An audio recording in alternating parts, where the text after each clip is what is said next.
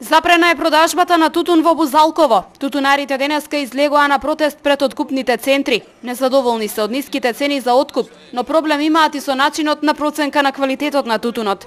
Ова прва класа те вика трета класа. Е катастрофа. Само да ги земеме децата да одиме у Вардар да се убиеме. Ова сварно е више ептен катастрофа. Ние бараме 180 денара како што ни најавија. Значи на договорите има цени се, затоа што ние за 90 денара не го даваме тутун. Јас 3 деца скоривам на Сабајле да одат на тутун и плюс мали се деца. И сега јас тутун за 90 за 130 денара не би го дала, а ако сакат и не лиценци што сакат нека му земат. Тутунарите бараат од купувачите да ги почитуваат правилата и договореното. Во Бузалково речиси сите 300 семејства екзистираат од одгледување на тутун. Тутунот кој лани го продавале и по 200 денари, оваа година за него добиваат едва и по 130. Нас не интересира која за државата ВМРО или СДС кој ќе биде на власт. Иш не ни интересира тие работи. Ние барамо нашите услови да бидат исполнети, тутунот да биде продаден, зашто ние лани кога одише тутунот не испаднавме за да протестираме или да правиме никој проблем. Јас лично сум продавал тука тутун, истиот продавач откупувач беше Борче, откупуваше тутун, немавме никако проблеми. Меѓутоа сега, кај е проблемот, треба владата да ги реши тие проблеми. Состојбата не е многу поинаква и во Лозово. Таму откупот не е запрен. На тутунарите се жалат за процената на истиот. Континуирано велат откупувачот го проценува една класа подолу. Последните берби што се ми даваат тројка. Не остаje спорно и сега комисијата што ќе направи ќе видиме. Барам единица да помине за тоа што врвот, што сака да биде жолт. И сега некои мустите се превише строги и мислам дека према тоа нема шанса, врвот увек има повеќе кацани, треба да он менја боја 13 години сега, ама никако да остане жолт. Значи он увек е потребен од самиот катар си менја бојата си ја менја. Секоја година пред изборите е вака прават. Вака прават. А зашто не знам. Само тоа можем да речеме. Моментално. А секој пат има примет. А зашто не знам, они знаат. А како прават? Што прават? Па една класа моментално го дават подоле. Као прво една класа. Значи, ако треба да го дадат кец, го дават двојка. Ако треба двојка, тројка и така. И вака го уценуваат некако народно, ја не знам. Ресорното министерство и инспекторатот да излезат на терен. Откупувачите, кои не се придржуваат кон договореното, да бидат казнети. Ова се барањата на тутунарите кои доколку не добијат подобра цена за тутунот, најавија и блокирање на патиштата.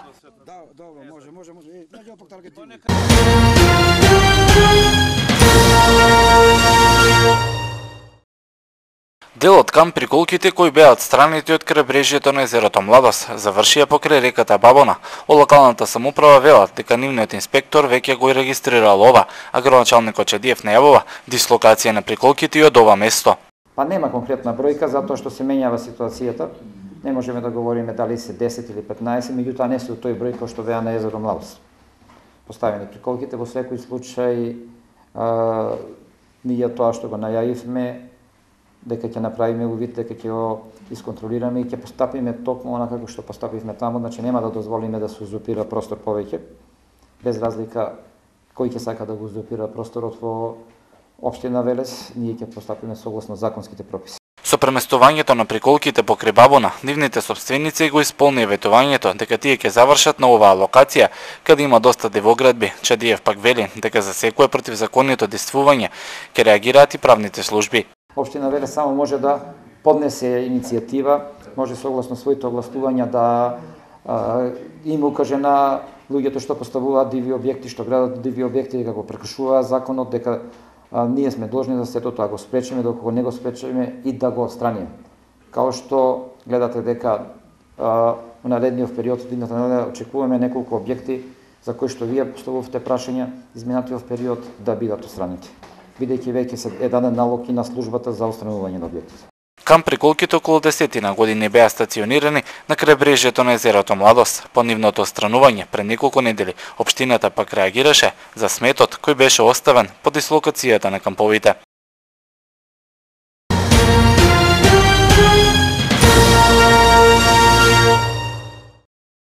Инвестиција вредна над 35 милиони евра доаѓа во Велес. Денеска и официјално беше потпишан договорот со германската компанија за производство на автомобилски делови Маркарт.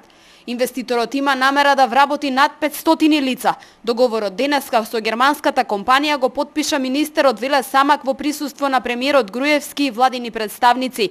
Германците при потпишувањето, повеќе од оптимистички расположени, се надеваат дека во блиска иднина ќе отворат барем уште 2 компании. Дека станува збор за компанија која сериозно има намера да инвестира во Велес, веќе извесен период потенцира и градоначалникот Чадиев и председателот Колев. Пред неколку месеци двајцата потврдија дека компанијата веќе доставила и план за работа, а заинтересирана е да инвестира во индустријската зона Караслари. Од вкупниот број лица кои ќе се вработат во Велес, 1/3 ќе бидат високо квалификувани техничари и инженери, додека 2/3 дополнително ќе се обучуваат. Производствениот погон ќе започне да се гради во првиот квартал на 2014 и ќе биде со површина од 15.000 метри квадратни. Изградбата се очекува да биде завршена во првиот квартал на 2015.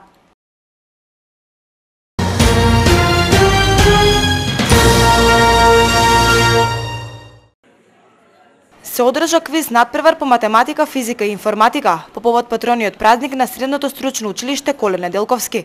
Станува збор за интерен квиз во кој учествуваа само ученици од Коле Неделковски од 1 до 4 година. Овој надпревар веќе го организираме 3-та година поред, значи секоја година за патрониот празник на училиштето и училиште надпревар учествуваат ученици од нашето училиште. Почнавме со математика првата година, потоа проширивме со информатика и веќе оваа учебна година имаме ученици кои се надпреварат по предметот физика. Интересот е голем кај учениците, значи имаме покането ученици од основните и средните училишта во градот, исто така и наши колеги по математика и другите предмети и мислиме дека убаво ќе помине. Со овој квиз на природни науки започнува прославувањето на патрониот празник на училиштето. Директорот Валентин Елицковски веле дека и оваа година организираат голем број на активности во кои учество ќе земат и ученици од забратименото училиште од Полска. Во понеделник, вторник, среда во училиштето организираме изложба на атрактивни мотори какви што можат само да се видат на телевизија, индустријски дизајн ќе биде тоа, соработилници во која што ќе бидат вклучени повеќе ученици, покана до сите кои што се заинтересирани да дојдат и да присуствуваат на таа изложба. Вечер водиме со ученичката забава која што учениците одвоја дочекаа. Потоа имаме во вторник организирање на патрониот празник во салата Бели Мугри, свечена прослава. Продолжуваме со активности и со квиз надпревар по сообраќај. Во меѓувреме имаме распишано повеќе конкурси. Минатата година на овој квиз надпревар по математика, физика и информатика вклучени беа и ученици од училиштето Станислав Сташица од Полска, кои преку Скајп учествуваа на надпреварот. Од училиштето велат дека се надеваат следната година на квиз надпреварот да учествуваат и ученици од другите средни училишта од градот.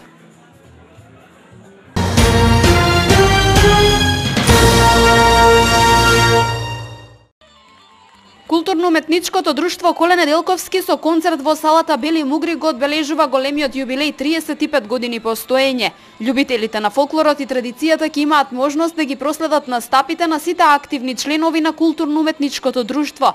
Цели 35 години Коле Неделковски успева да биде достоен промотор на македонскиот, а особено на велешкиот фолклор. Ако се вратиме на назад од почетоците, тоа е некаде 78 година.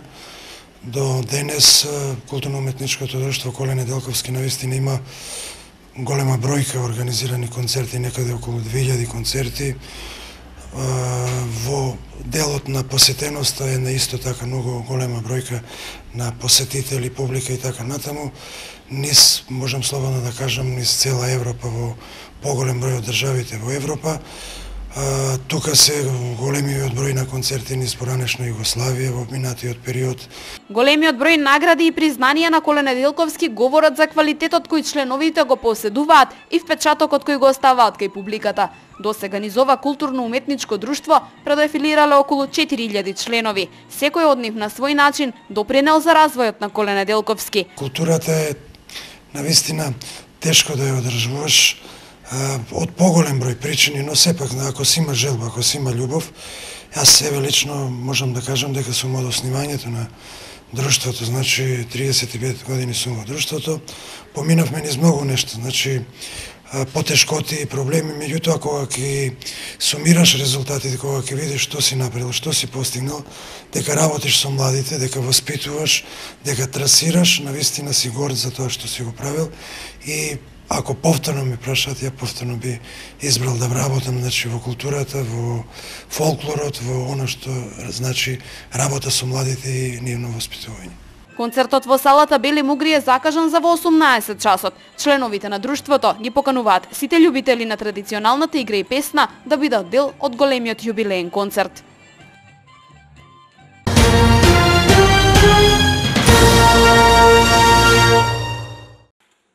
Министерството за образование и наука на Република Македонија го објави конкурсот за доделување на стипендии на редовни студенти запишани на додипломски студии од прв циклус на јавните и приватните универзитети и високообразовните институции. Од Министерството информираат дека во првата група ќе се доделуваат 1500 стипендии во износ од 3000 денари за студенти од социјални категории. Во втората група 630 стипендии во износ од 4000 денари за студенти кои постигнале особено висок успех во учењето, и тоа за студенти запишани на техничките факултети и медицинските науки кои постигнале просечен успех од првата до тековна запишаната студиска година од најмалку 8,50, а за студентите на факултетите од општествените науки и на факултетите од уметностите да имаат постигнато најмалку 9,00 просечен успех. Исто така ќе бидат доделени 125 стипендии во износ од 5500 денари за студенти запишани на студиски програми по информатика кои постигнале просечен успех од првата до тековната студиска година од најмалку 9,00 просечен успех. Третата група се состои од 650 стипендии во износ од 3000 денари за студенти запишани на студиски програми од научните подрачни на природно-математичките, техничко-технолошките, биотехничките или медицинските науки кои постигнале просечен успех од првата до тековната запишана студиска година од најмалку 7,00 просечен успех. Стипендиите се доделуваат за 9 месеци во текот на академската година. Пријавувањето за стипендиите започнува на 23 декември, а ќе заврши на 16 јануари.